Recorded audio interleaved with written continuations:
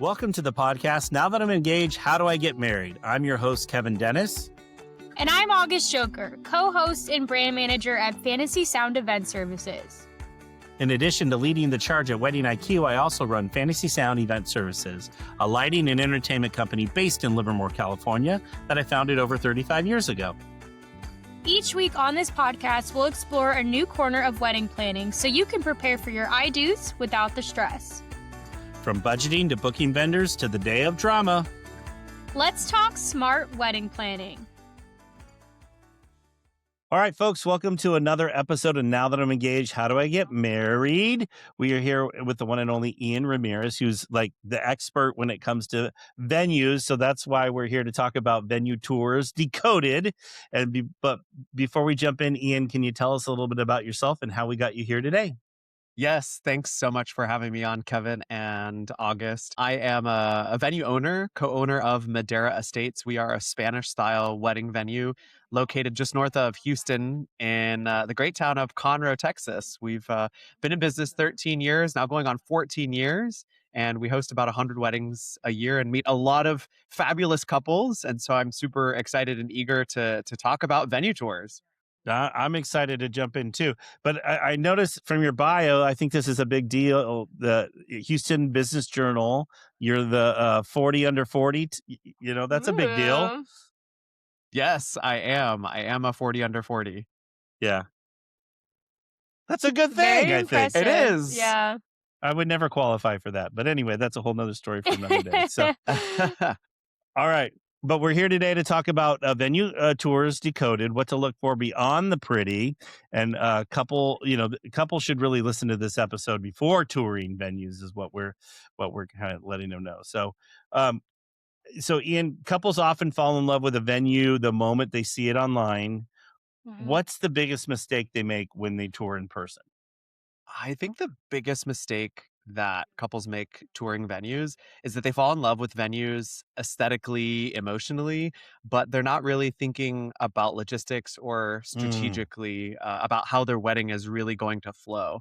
And so I want to tell all couples that are listening, when you start looking at venues, you really need to look at the logistics and flow of the venue as much as, if not more than, how you are looking at how the venue looks like on wedding day too. Because there's a lot of deception that can be out there. It could look beautiful, but maybe the flow isn't that great. The space is a little deceiving online. It's a lot smaller than it is in person. So I think it's so important that when you're touring venues that you have that in the back of your head.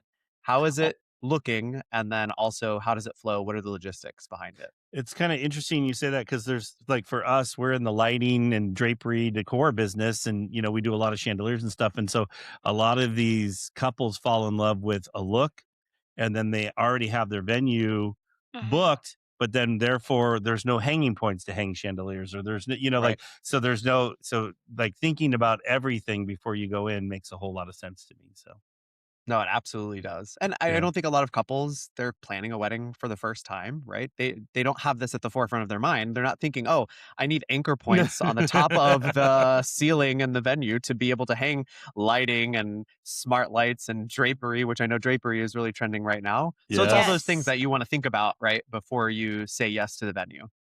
I love that. Yeah. Well, what kind of questions should they be asking when they go on these venue tours? So I know, I feel like it's really hard to, looking at venues online to not get excited and start planning things already in your mind. Like, you're thinking about solely just the aesthetic and painting the picture for yourself. But what kind of questions should they be asking in order to know, is the flow right for my event? Is the budget right? All those things that, aren't as fun to think about, but are still very important. Very much so. I like to think about these questions kind of in two buckets. I think there's the non-negotiable buckets, Mm. right? Again, Mhm. thinking logistically about what is my vision and what are the capacity restrictions of the space. And then there's maybe the questions that you don't think about all of the time. So starting with those non-negotiables, capacity is a big one, right? Yeah. What is the capacity of the venue? If you have 350 guests and the venue says their capacity is at 300, please don't try to come to the venue and say, oh, well, yeah, we can just squeeze those 50 guests or 25 guests into the Mm. space. Venues have those capacity restrictions for a reason. And truthfully, when you're on that end of the capacity spectrum, you really don't get the best bang for your buck, if you will. You don't get to enjoy the flow of the space. So, of course, I think capacity is going to be really one of the big ones that you need to ask.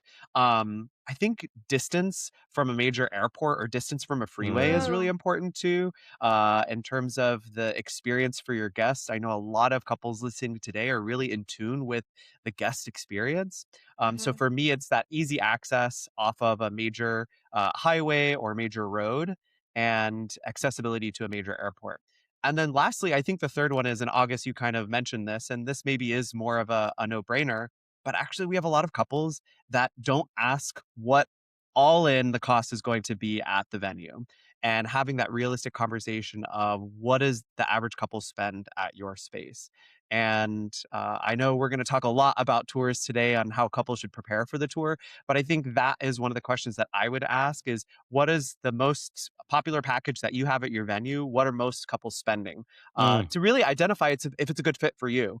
And so yeah. for me, those are really those three, like, those are the questions that you should be asking for every venue. And then you have the questions that are more of, I didn't think about asking this question. One of them is what's included versus what's required. Every venue Oh, is yeah. different. What's Mm. included, right? A venue may say, oh, well, this is included. Okay, well, is that required? So, great Uh-huh. question to kind of flip how you ask that question to venues that you're talking to. Another great question that couples don't think about are, what are the restrictions that you have at your venue, particularly as it relates to capacity, as it relates to time constraints, Uh-huh. as it relates to maybe you're looking at a historic building or a historic library. There are a lot of restrictions when Mhm. couples are looking at those types of venues. There's a Uh-huh. beautiful library in downtown Houston where I live, and they have tons of restrictions that couples really don't understand until they're signing on the dotted line, until they read that contract where it's like, oh, yeah, they can't have a band that's larger than a 16 by 12 space. Right. Uh-huh. And so it's making sure that you ask those types of questions as well, those ones that you don't always think about. And then asking the tour guide or whoever you're meeting with on the tour, what does the best timeline look like in your opinion? How do you really Oh, maximize the Mhm. space? So those are my two buckets for questions. no, that's a lot of good questions in there. It was just like, and stuff that, again, you don't think of because you've never done this before. So it's hard Right. to really be prepared and really, have, and I mean, I feel like too, when it comes to these venues, it's hard to compare apples to apples, when it just, Absolutely. it's a whole mixed bag of fruit when you're comparing these venues because they're all so different. So with that said, there's a term thrown around, all Mhm. inclusive. Oh, And so what I love your thing. Oh, yes. so what does all inclusive really mean? And what should couples like clarify before assuming anything is included? All inclusive, I think, is a tricky term that really, at the end of the day, I think if I'm going to pull back the curtain for the couples on the wedding industry, all inclusive to me really is more of a marketing strategy for Mm, venues, right? To tell the couples or allude to the couples like, hey, we're going to give you that stress free experience, which a lot of venues do. So I'm not trying to throw any venues under the bus that use that term. We use that term at Madera Estates, but as you mentioned, Kevin, it is not apples to apples. People have different definitions of all inclusive. So, all inclusive to one venue may just be, hey, we're offering you tables, chairs, and linens. Another Mhm. venue's opinion may be, we're offering you food and beverage. We do the food and beverage in house. And then you maybe have the whole kit and caboodle where they're like, we can offer you everything. We can do tables, flowers, chairs, yeah. linens. We can do flowers. We can do photography, photo booth. You don't have to go out for any outside vendor. And so I think couples really just have to understand that the term all inclusive really is more of a marketing strategy, in my opinion, to Mm-hmm. get couples to come to your venue because let's face it, we all want to give our couples and clients, y'all are in the same boat, I imagine. We want to give our clients the best experience. We want to give them a stress free experience. And so I think all inclusive is synonymous for we're going to take care of everything for you. Uh-huh. But not all inclusives are equal. They're really apples Yeah. and oranges. So you have to ask those questions. What do you offer here at your venue? What is your definition of all inclusive? And so for me, I've always been on the side of the desk. We want to offer our couples options. So while we are all inclusive, we certainly do have required services, but then we also do have our preferred services that we think you should include and recommend that you include to give you that stress-free experience. Yeah. So it is really important for couples to know. Ask on those tours if you're looking at all-inclusive venues. I'm doing air quotes for those of Yeah. you that Yep. No, can't yeah. see me. All-inclusive venues, you really need to dig a little bit deeper and understand what does that mean. Yeah. Yeah, 'cause we kind of have a lot of those in our area, but I think it's exactly as you say, they all are different, which sucks, but because as a couple, you kind of have to do a lot more research and a lot more digging, asking a lot more questions, but you're gonna get, a lot more information out of venues that way too. Absolutely. And I do think there may be something to be said about regionalism. I think there are Mm. maybe different understandings of the term all inclusive in different parts of the US. Of course, when I think of all inclusive as it relates to travel and going to Mexico, we know what that means. All inclusive means all Yes. the food and all the alcohol is included. Yeah. And so I think maybe that's where the term has been adopted into the wedding space, especially as it relates to venues. For sure, in my opinion, I think all inclusive should absolutely include all the tables, all the chairs, base linens, and food and beverage to really utilize that term all inclusive. And then from Mhm. there, sure, you can offer different services. But Well, in my definition, I think it should be at least food and beverage. and I like Yes. that you threw in there the required, and then these are the preferred. So Mhm. they kind of just this is the baseline, and then this is where you can go with it. So Absolutely. Want to be a guest on the podcast? Whether you're a writing professional with insights to share or a couple who recently said I do, we'd love to have you on the pod. Come share your experience, your advice, and your story to help future couples on their journey. Apply to be a guest and join us behind the mic. Find more information at podcast.fantasysound.com. Yeah. And I don't want to for our next question, I don't want to assume all venues are like this because I know they're not, but I know sometimes there may be hidden costs or add-ons that might surprise couples after they book. What are some questions or things that couples should look out for during the booking process and when they're reading their contracts, asking those questions, everything in that realm? I think for me, really, some of the big hidden costs come into play with service charges and gratuities. You'll find that a lot of venues advertise their pricing online. We try to give you transparent pricing as much as possible and give you those price ranges. But at the end of the day, our goal at the venue is to really make sure that you're understanding baseline what it could cost to get married at the venue. We're not going to give you, a full upfront proposal right up front before you come in to tour the space, unless maybe you're out of state and you can't physically come see the venue. But I think right off the bat, I would say those service charges, production costs, whatever they want to call it, gratuities, asking are gratuities included? Are they mandatory? And then extensions on time, I think mm, oftentimes can be Mm. a hidden cost that couples aren't aware of.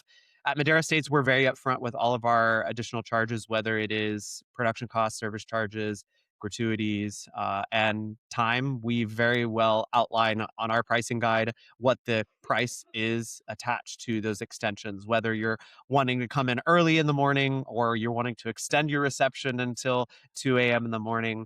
And so I think it's really understanding those types of fees are the ones that are going to be sneaking up on you, are the most common, I would say, hidden fees, quote unquote. And a lot of venues are a little bit shady.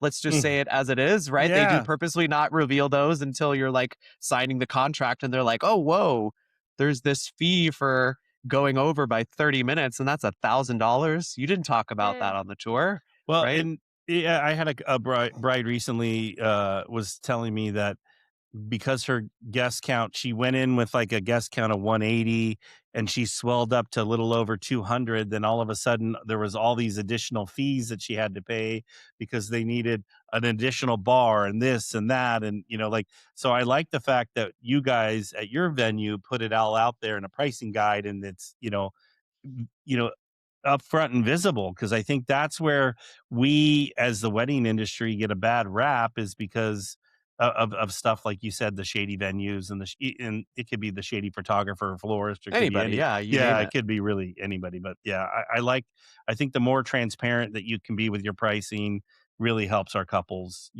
really, make better decisions. Yeah, Very and I much would so. say too, I feel like it's also just to play devil's advocate on the vendor side of things for a moment is I used to work in venue sales and you only get like maybe 30 minutes to an hour with a couple. Like you can only communicate so much information, but we would always try to hit the major conversation points, the major questions, the major things that come up later down the line.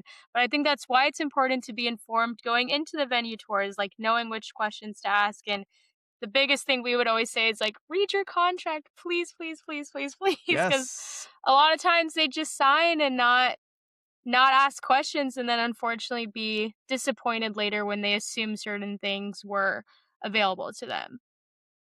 Very much so. That's why it's so important for us to have a lot of these additional prices actually in writing, whether Mhm. it's in their pricing guide, whether it's in their contract, because we still have couples that come back saying to us, "Hey, we didn't know that was an additional cost," and we're like, "Well, yes, it is. We understand you toured 6 or 7 venues. They all start to get Mhm.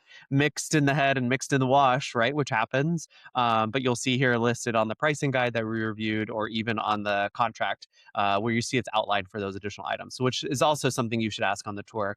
Do you have written out any additional fees, either in your pricing guide or in your contract? Yeah, that's a good question. So, all right. So as couples are evaluating like the venue's layout for guest flow and overall experience, what are some of the things they should be looking for just to make sure the guests, because like you mentioned it earlier, I'm a big believer that weddings should be guest experience forward, and we're always should be thinking about the experience the guests have. I tell my couples to think of the wedding day from beginning to end, all the way out to when the guests arrive in the parking lot. So I Mm, always like to start with my couples and share with them that we have paved parking, easily accessible parking to the venue. Let's face it, I'm in Texas. There's a lot of rustic chic, a lot of barns around me, and that's a beautiful aesthetic. But one of the things that they don't have is paved parking.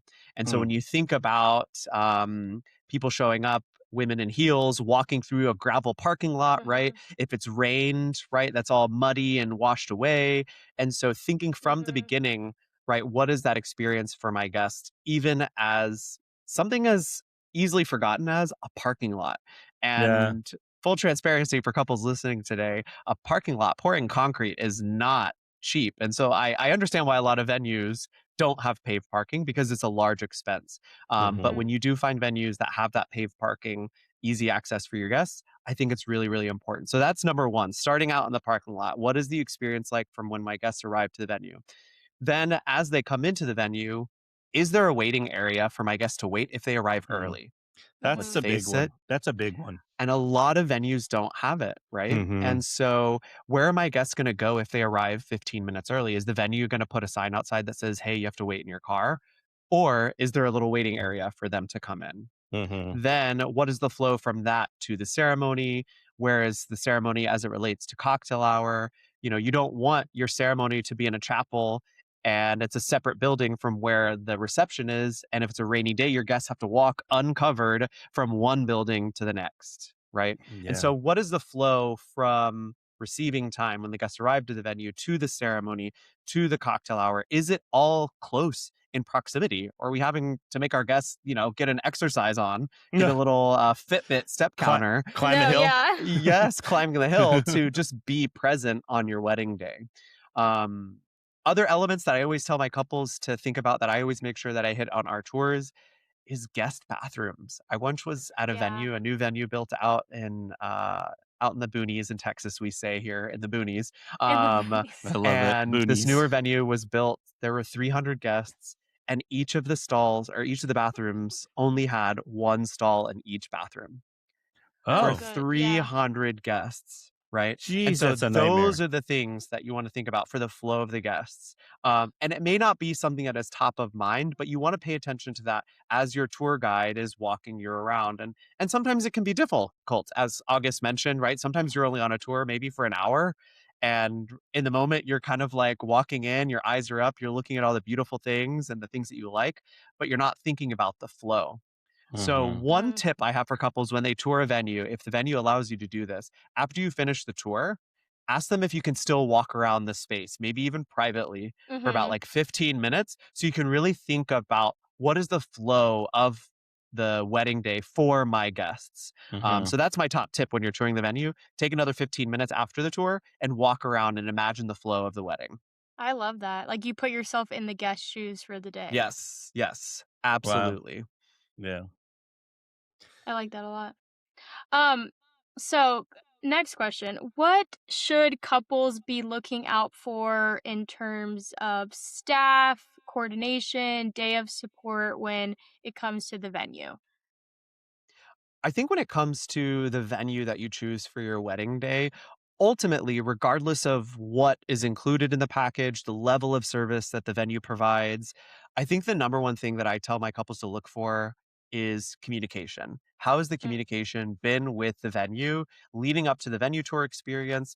On the venue tour experience, making sure that it's someone that you trust, that their communication is timely, because at the end of the day, you're interviewing them. You're going to be working with them on one of the most mm, important days of your life. And so if there's lack of communication, that could be a red flag for you. That could be a sign of what it's like to work with that venue. I think when it comes to the service providers, there's a couple different definitions that couples may understand to be true when it comes to the venue. So, does the venue have a venue coordinator included? And the venue coordinator really would just be some sort of venue manager, someone that is there to make sure that the vendors are loading in appropriately, that they're turning on the mhm, lights, that they can turn off the fire alarm if the caterer sets off the fire alarm, right, in your prep kitchen. So, venue coordinator. Then you maybe have some venues that offer a day of coordinator where you're meeting with them perhaps, I don't know, a month before the wedding. They're taking your timeline and they're executing your ceremony rehearsal. They're setting up your personal decor. Or maybe the venue offers full wedding planning or partial wedding planning. And so mhm, you have to understand that there's really different roles that a venue today could provide you. And so, really understanding the difference between each of those roles, a venue coordinator, day of coordinator, or a planner, whether it's partial or full planning, I think is really an important distinction to make when you're on that venue tour. But ultimately, regardless of the level of service that you have, I think it's important to ask, who is my dedicated point person? Do I have a mhm. dedicated person at the venue that I can communicate with and also ask questions with as it pertains to my wedding day? Mhm.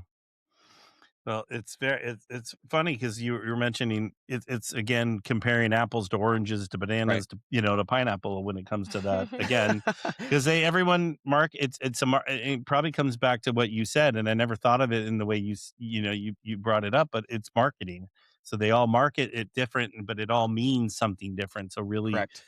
diving in to really figure out what that really means and that's I think a difficult thing for couples that have never planned It a is. wedding before. And I think to take your point one step further, Kevin, couples really need to make sure that when they're at a venue tour and they're getting, the spiel, if you will, their understanding about their services, when it relates to that person, that point Mhm. person, whether it's just the venue coordinator or partial planning day of coordinator, is there a actual broken out list of the services or action items that they're Yeah. going to provide you? Oh.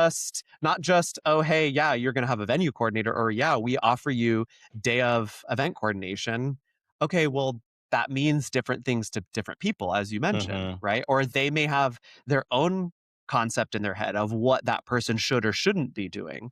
And Mhm. so I think what's really important is that everybody is on the same page, and that's ultimately why our venue tours at Madera Estates are now 2 hours long. Oh, wow. We Mm, give our couples that luxury of time, and Mhm. you're our priority in that time frame. And we want to make sure that you walk away understanding everything that's included at the venue, you understand the services that we're providing you, and of course, there's going to be some questions, but Oh our yeah. goal in that 2-hour time frame is to give you, number one, a taste of the experience, what it's like to work with us, what your guests are going to experience in terms of guest flow, and then get down to the nitty gritty, right? Going over all those package details. If you're getting married in California's Bay Area or Tri Valley and you're looking for wedding event services, we'd love to help. At Fantasy Sound, we offer DJ, lighting and decor, photo booth, and coordination services to bring your wedding vision to life. From your ceremony to your last dance, we're here to make your day seamless, fun, and unforgettable. Let us make your fantasy a reality. Go to fantasysound.com for more information. Yeah, and that's a lot. So, all right, we touched on parking, we touched on restrooms Yep. a little bit, Yep. but what about like weather backup plans?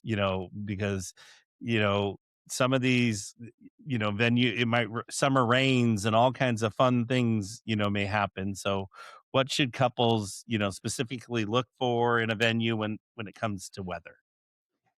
Always making sure they have an inclement weather plan, Mm-hmm. Mhm. particularly if it's an outdoor wedding ceremony, and Yeah. asking them, can you show me photos of the indoor Ooh, ceremony? I like the Yeah. Right? photos. What does it look like? You don't want to be guessing. And so for Mhm. us, what we do, we have a saying at Madera States, our plan B is better than most people's plan A, just to give our couples that confidence and reassurance Yeah. that we have done this over our 13-year history, our room flips, we've gotten down to a science. Mm, This is what happens in the case of inclement weather.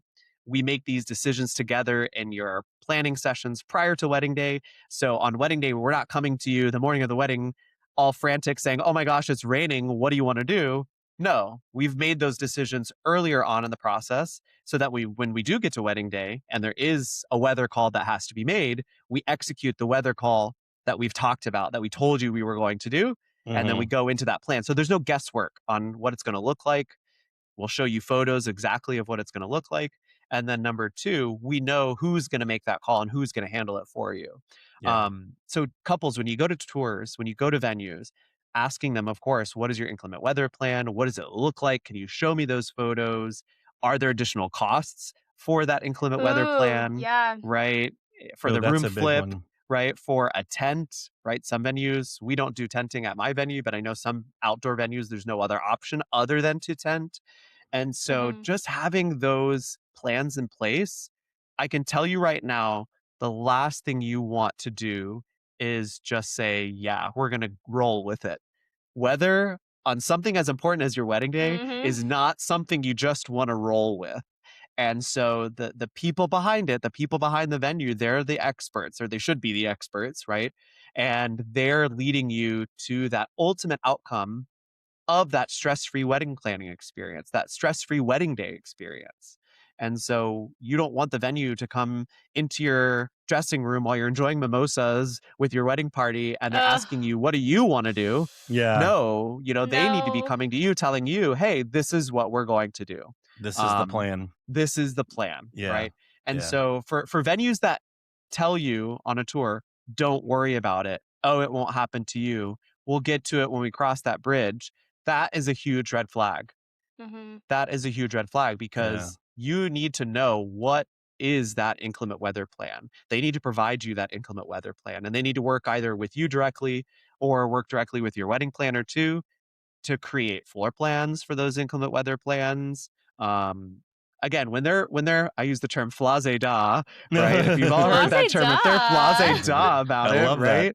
right? So you don't want someone to be flase da as it relates to inclement weather on your No. wedding day. And I can say proudly, in my 13 years at Madera Estates, we've never sent a bride down in the rain. And Mm. at the end of the day, we're not weather experts. I can't predict the rain. I can't predict weather, but I can tell you I have a great experience on executing those room flips, making those calls for my couples. And ultimately, at the end of the day, we'll provide you the options. If you're that couple that like embraces risks and you want to go for it, great. Then we can decide to have Yeah. cabaret style seating, right? And we can make the decision last minute. Otherwise, we're going to move it into the ballroom. And so Yeah. asking what are the different options, I think, for the inclement weather is really, really important. Yeah, and it's funny. So when we talk weather too, people automatically think rain, but there's also you got to deal with heat as well Yeah. because there's a venue in Wind. my area that as soon as it hits triple digits, you have to move your wedding inside. Yep. Because they've had too many issues. So it's good to because I think people just automatically go to the rain, but there's also heat and wind could be a Yeah, problem as it's well, and bad. yeah, there could be a lot of other things when it comes to weather. So. No, but I think when you said your plan B is better than most plan A's, that would sell me in a heartbeat. Because I feel like when you're shopping, you're really shopping for, like you said, that good communication with your venue team, but also peace of mind. And that would sell me absolutely. So, Yeah. Well, it's that confidence too. Like Yeah. if mhm, they're confident in the services that they're providing you, that's what I want in my wedding day, right? I don't want somebody just to tell me, "Oh yeah, it won't happen to you." No, well, I mean, because in my head, I'm like, okay, I'm going to be that one the that it's happened 1%. to, right? The 1% that it's happened to. And I think as it relates to venues, in addition to inclement weather plans, just asking them how they handle, extreme weather like the heat, as Kevin mentioned, or Mhm. even in the cold weather months, what else do they do to make their guests comfortable? It's a question we get a lot actually on venue tours. We have an outdoor ceremony site and outdoor cocktail hour. And so we provide industrial sized Yeah. cooling fans with 40 Mm. gallons of water underneath. We scent them with essential oils. In Oh, the Oh, winter wow. that's awesome. months, it's really cool. It makes the cocktail hour smell really good outside. And then for the winter months, we provide them propane heaters, the little pyramid Yep. propane heaters. And then in extreme cold or hot weather, we'll move the bar inside. We'll move cocktail hour inside. And Yeah. so we walk them through all of those elements. And I think ultimately it comes down to making sure that the venue is replying with confidence, right? And they're Well, not being flase da. yeah, and I Mm. think too, La-de-da. if I like August was saying, if I was touring and you were telling me all these different options, and because I guarantee you, a lot of the other venues are not going over all these different scenarios when they tour. So it's something that'll Yeah, make or you laying stand out out. 2 hours too, like, that Yeah. shows Yeah. that you care and you really truly want the couple to understand what they're getting into and what they're agreeing to. Well, and for us, it's ultimately building a relationship with you, and I can't build a Mhm, relationship with you in 15 minutes. mhm, We have couples that come to tour our venue, having left another venue tour, and they're like, "Oh yeah, they were with us with maybe 15 minutes, 30 minutes. Here's the mm, space." Yeah. And if you're investing whatever the amount of money is, whether you're investing $5,000 or $50,000, right? It's a Yeah. lot of money. But if you're investing that amount of money, don't you think somebody should be giving you a little bit more time than just here's the space, right? And I'm Yeah. not saying every Look at venue tour, here, right, there, yeah, and just kind of right. Vanna And I'm not White you around. exactly not like a bad realtor shows a home, Yeah. right? They Yes. mhm, they Yes. need to they need to paint the picture for you. The venue tour guide, the person you're meeting with, they need to paint the picture for you. They need to get to know you, right? And if Mhm. they're not doing that, if they're just treating it like a transaction, I don't know about you, but I want to do business with people. And at the end of the day, that's mm, that's who you're also buying. You're not just buying the aesthetics, as I said in the beginning. You're also buying logistics and the team behind it, the experience behind it too. Because you can have the most beautiful venue, but Mhm. what if there's lack of communication? What if they had hidden pricing? What if they treated you just like a number on that venue tour? Again, that's you're interviewing them. That's a little bit of an experience of a little peek behind the scenes of what it could look like with working with them leading up to wedding day and on your wedding day too. Yeah. yeah. So, right now, how far in advance do you think couples should realistically book a venue in today's market? I know it And I know it depends. looks different for everyone, and right now we're Yeah. seeing a lot of in our area, like, short-term bookings, like, that's Yes. been extremely popular. So I know it's kinda all over the place, but I would agree with that sentiment, August. I do think it's a little bit all over the place right now.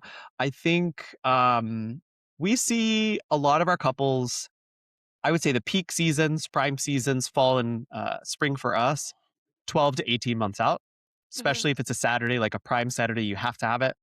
That's about how far in advance. 12 months for most of my couples. But as you mentioned, we're seeing a lot of couples booking 6, 7 months out prior to their wedding mhm, day for their venue. So that means it's trickling down to the vendors too. Um, I think depending on what your priorities are, I would say a year is going to give you a really nice planning experience. That's not to say that you can't plan a wedding in 6 months. My record is 5 weeks at the venue, full blown, Oh, 150 people, booked the venue. We did everything for them, helped them find all their vendors. If you're a sucker for punishment, sure. If you want to do that, let's go for it. That's going to limit some of your options as it relates to vendors. It's going to limit your options. If you're looking for a dress, you might have to buy something more off the rack. But I think 12 months, I think, is a really good time frame to plan a wedding. If Yeah. it's a smaller, more intimate wedding, you may not need as much time, right? If mhm. you are trying to stay within, a certain budget and you're wanting to maximize your savings, a lot of venues, vendors too, will offer you some sort of incentive to book in a shorter term window. Although I would make the argument that sometimes that makes a little bit more work for us as It's an industry as 100% more vendors, work. right? Mhm. Yeah, So people couples think don't do that, but yeah, Yeah. but it's so much more work, and I right. don't think couples realize that. So, yeah, it just I always say the more time the merrier, and the Yes. more time the less stress you have in your life, and the more time you're going to get what you want, because Right. that's because when you're Mhm. doing short term, it's like you may only have the option of 2 or 3 colors instead of the whole cram box, so to speak. Exactly, exactly. Well, and I think it gives you more flexibility, not only in terms of vendors, you have less stress of like the deadlines that you have to meet. And Hmm. let's face it, today's couples, a lot of you have full-time jobs, you're in school full time. Mhm. And if you have the choice to choose between getting married within 4 to 6 months versus 12 months, why Yeah. not give yourself that extra wiggle room, that extra space for savings, right? To pick the vendors that you want and savor your own sanity really at the end of the day. So you're not going too crazy and getting stressed out trying to pick things last minute. Yeah. Yeah. I mean, because I always joke with my couples, but they really don't like each other the last few weeks leading up Right. to the wedding anyway, Right. No. because I know. because they have so many, from the vendors and the venue and but really like all the family, kind of everyone coming at them at once, and I'll meet with someone for their final meeting, and I'll go, you guys don't like each other right now. No. Well, and I tell most couples, like, if you're doing a year planning process, we give you a full timeline at our venue, which if your venue gives you additional resources, kudos to that venue, Hmm. because they're trying to help you as much as possible to give you that stress-free experience. But the more you can take care of in the beginning, then you get towards the final, 6 months, 4 months, 3 months of the wedding and you're easy breezy, right? You've Hmm. got all your major vendors booked, and then you just have the fun, small final details, right? Like, Hmm. Mhm. maybe some favors or your sign-in book, what songs you're gonna pick with the DJ, Yeah. your table assignment. So if you can spread it out, I encourage couples to do a year planning. And I still say the table assignments is the worst part of the planning process of a wedding. And I still have, my wife and I've been married a little over 17 years, and I still have PSD from doing the damn seat Oh my assignments. gosh. I just, I know. it's just like, oh, it's the The worst. brain So damage, right? it really is. So anyway. Mhm. All right. So from a venue owner's perspective, what makes a couple a great fit for a venue? Hmm. I think what makes a couple a really good fit for us is number one, someone who has good communication. Mm, I think one of the things that couples that I guess maybe aren't timely in their communication or they're ghosting us. Look, I get it. You're busy. You're reaching out to multiple vendors. You are maybe working full time. You're in school full time, but it shows that you really care about the process and you respect our time too.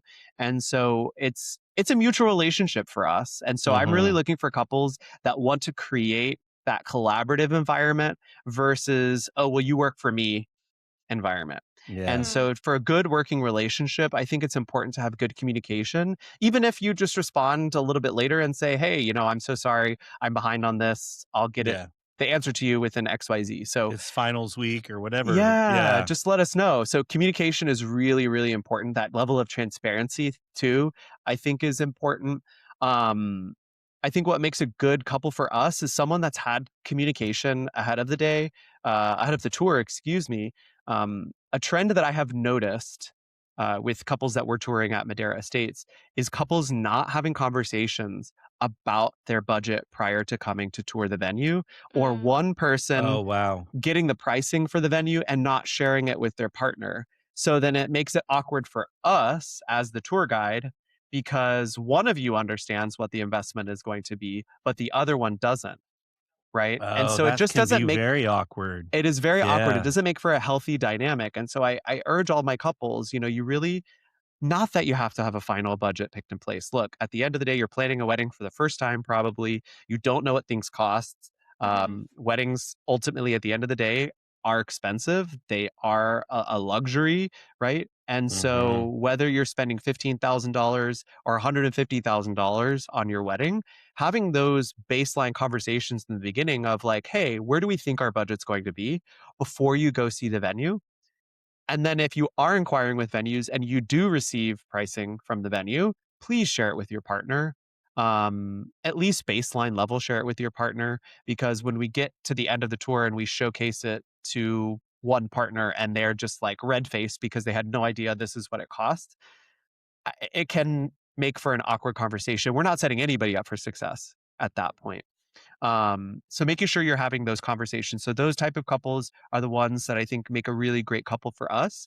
And then ones that really just uh, they have our vibe in mind. And Yeah. so, I think couples a lot of times have the mindset, oh, I'm going to tour 8 venues, 10 venues. In my market, I Mhm. think it's really average of 6. But it's really interesting to me when I have couples that tour us that use the phrase, I just want to see what's out there. I just want to see what's Mm. out there. And from a baseline level, I encourage couples to obviously do your research first, look at what vibe, what styles, what aesthetics are drawing you to those venues from the photos you see online, their work on Instagram, reading their reviews. But it's always surprising to me when we have so different versions of the venue. When you tell me you want a glam style wedding, and then you come into my venue, which is more Spanish style, it's more Yeah. hacienda inspiration. What Mhm. about online did you see that is glam? Mhm. Right? And so I always want to be respectful of my couple's time. So looking at, your vision, your vibe, looking at those styles, I think are really important before you start just ad hoc picking random things. Yeah. I think having that vision in mind of what am I drawn to? What color palettes am I drawn to? What aesthetic am I drawn to? And then going to see venues that are more similar in that aesthetic, because I don't want to waste your time. At the end of the Yeah. day, our tour is 2 hours long, as I said, and Mhm. so I ask couples at the beginning of the tour why did you decide to come to our Madera states? What stood out on the photos that you saw That's a good question. to bring us to this tour today, and what are the other venues you're looking at? So if I know there's 3 Okay. other venues, right, that have more of a glam style or maybe they're hotel ballrooms, and we're kind of the outlier, I always ask Mhm. them, like, "Why did you decide to come?" In a good way. Yeah. Yeah. "Why did you decide to come see our venue today? Because it's so different from everything else." And so the couples that really match our vibe and aesthetic, that know, "Hey, this is my couple is adventurous. My couple values Mhm. culture," right? My Mhm. couple, doesn't want sorry, barns, doesn't want a basic barn, right, for their wedding day. Yeah. Um, and so I think that those are the type of couples that I think venues really want. They want the couples that Mhm. have done research, that have looked at the photos on your online gallery, that know about your venue versus, oh, well, I just found you, you popped up on an ad on my Facebook and it said book a tour, so I booked a tour, Yeah. right? Couples Yeah. that actually take initiative to do a little bit more research, I think are the couples that we really value. And I know other venues value Mhm. too. Yeah, 'cause are Yeah. you really picturing yourself getting married here at this venue? Or Right. yeah. Okay, so to wrap up, if couples could only remember one piece of advice from this episode today before they go on their venue tour, what should it be? We're putting you on the spot. Dun, dun, dun, Yes. Mm, one piece of advice. Mhm. Um, I think ultimately it comes down to that team we were talking about Mhm. earlier and that level of confidence. Even in the simple example that I gave of responding to inclement weather, you are buying the expert, right? Couples, you are looking for the experts to give you either that stress-free wedding planning experience, that unique wedding style that you've been looking for you and your guests. And I'm going to use a little bit of analogy, I guess, because I'm a Disney adult. Hopefully anybody that loves Disney is listening Got today. annual pass. I know we've got my Disney fans on the call today. I think a lot of couples, bringing it full circle, I think a lot of couples really just focus on picking the backdrop, right? Is it Mhm. aesthetically pleasing? Is this going to be beautiful for my photos? And yes, while that absolutely is a part of the equation, it's really more like picking your production team, right? So for any of you that go to Disney and see any of those shows, it's beautiful, right, on what you see, but what you don't see is that production team on the backside of it, making sure that the fireworks go off at the same time, that the projections get thrown onto, the castle at the correct time, that the characters are being sent out by the stage manager at the correct time. And so there's so much into picking a venue beyond just the aesthetics of it all. And so I want you to not just shop based on the aesthetics, not just based on the looks. You really need to understand that it's really about picking the team behind it too. Who Mhm. is available to you? How are they executing events? And so, to be able to tell that, it's looking at the experience on the tour and reading those reviews online as well and see who they're mentioning and what they mention about the venue. I love it. That was a great advice because and you wrapped it into Disney because I love Disney as well. So anyway, but so before we end the episode, what Disney do you go to? Because you're like literally smack dab in the middle of the country. So I just got back from Disneyland because both of my Okay. sisters live in LA. Okay. But I do go to Orlando a lot. Okay. We are big Disney adults, so we'll be going out, I think, twice this year. So of course, I love Epcot because my husband Paul used to Mhm. work for the Mouse. Oh, So did he? Oh, he wow. has his Really? Mousters and Oh, wow. His had very fond memories there. Mousters? Yes, I- yes. So we love it's, Disney. So we have the annual pass for Disneyland, and we've been to Disney World a handful of times. But Epcot is my favorite when I go over there, and everyone thinks I'm crazy. But I'm like, it's the greatest. I don't know. I just It's the best enjoy it. park. It really is. It really. the I best think park. it is hands down the best one that Disney ever did. So I agree. anyway, all right. So, Ian, we can't thank you enough for being here today, sharing all your wisdom about venues. I think when it comes to venues, there's no one smarter, more knowledgeable than you. So thank you for being here today. So where can guests find you, connect with you? Yes, thanks so much, Kevin and August, for having me on the podcast today. If you're wanting to see more about Madera Estates, you can visit our website at maderaestates.com or check us out on Instagram at Madera Estates. We have some fun posts that we put out on a regular basis of our weddings that happen at the venue. So even if you're not in Texas, you're looking for inspiration, we do celebrate couples that live all over the US too. So if you want a destination wedding right here in Texas, come on down. We'd love to meet you. I love it. All right. And we will have all of Ian's information in the show notes and the YouTube video notes and all the good notes that go out there. So with that said, we want to remind all the listeners to subscribe because it helps us. We need to hit the subscribe button. But also don't forget to send your stories, questions, or topics you would like us to cover to podcast@fantasysound.com. All right. Ian, thank you so much for being here with us today. We'll see everyone next time. Thanks, friends. Bye. To our listeners, thank you for tuning in to another episode of Now That I'm Engaged, How Do I Get Married podcast. Brought to you by Fantasy Sound Event Services. I hope you enjoyed listening to this episode. Please get in touch with me or August if you have any topic you would like us to cover. Or if you're struggling with your wedding planning, please be sure to submit a question to podcast@fantasysound.com. I encourage you to check out our other episodes on Apple, Spotify, or wherever you listen to your podcast. And if you're a fan, we'd love if you would subscribe to the podcast and leave a review. It helps others find our podcast so that they can learn from our guests too. And to everybody listening, Happy wedding planning!